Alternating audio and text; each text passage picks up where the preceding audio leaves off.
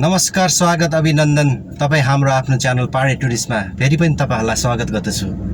र आज हामी दुधे घुम्नको लागि गइरहेका छौँ। यो दुधे मिरिक रोडमा पर्दछ र सिलगढीदेखि हामी गइरहेका छौँ दुधे घुम्नको लागि। र सिलगढीदेखि लगभग यो 26 किलोमिटर टाढो पर्दो रहेछ।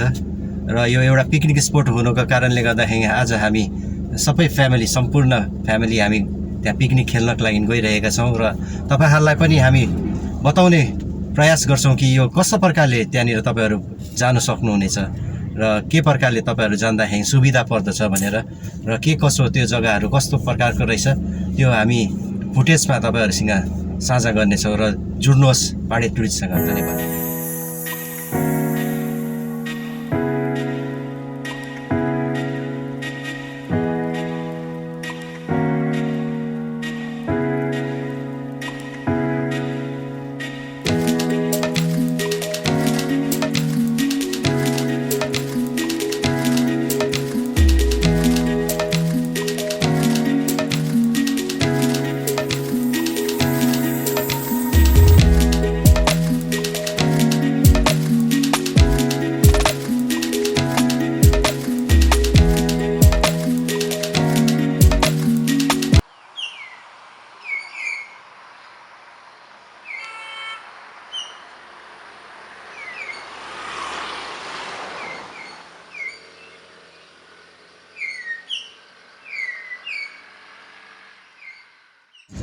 यसलाई चाहिँ पानी घट्टा मोड भन्छ। यहाँदेखि उता चाहिँ तपाईँ पानी घट्टा जान्छ र यो चाहिँ दुधे बजारमा हामी आइपुग्यौँ।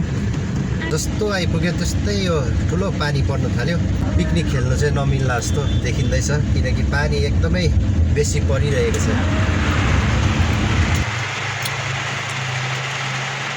र अलिअलि पानी रहेको जस्तो भएको कारणले गर्दा चाहिँ हामी अब दुधेदेखि चाहिँ उकालो डामफेटारपट्टि लागिरहेका छौँ। र यो बाटो चाहिँ दामफेटार जाँदो रहेछ दुधेदेखि उकालो।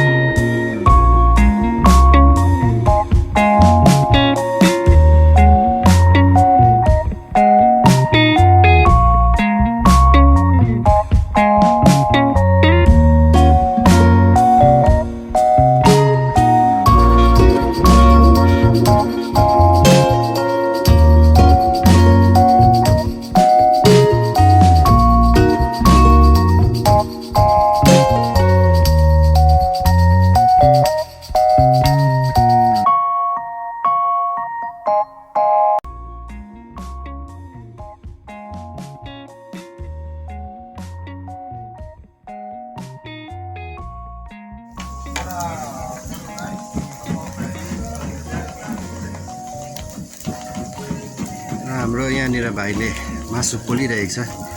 यसलाई चाहिँ यहाँनिर सेकुवा भन्छ।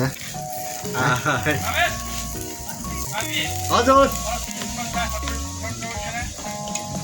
यहाँनिर एकदम मेहनत गरेर दाउरामा सेकुवा पोलिरहेछ। यहाँनिर चाहिँ फाक्सा र चिकनको मात्रै हुन्छ है दुईटा। मटन पनि हुन्छ है। अहिले चाहिँ छैन मटन छ कि तर बनाएको छैन। त्यो मतलब त्यति चल्दैन नि फाक्सा र यो चाहिँ चल्छ बेसी।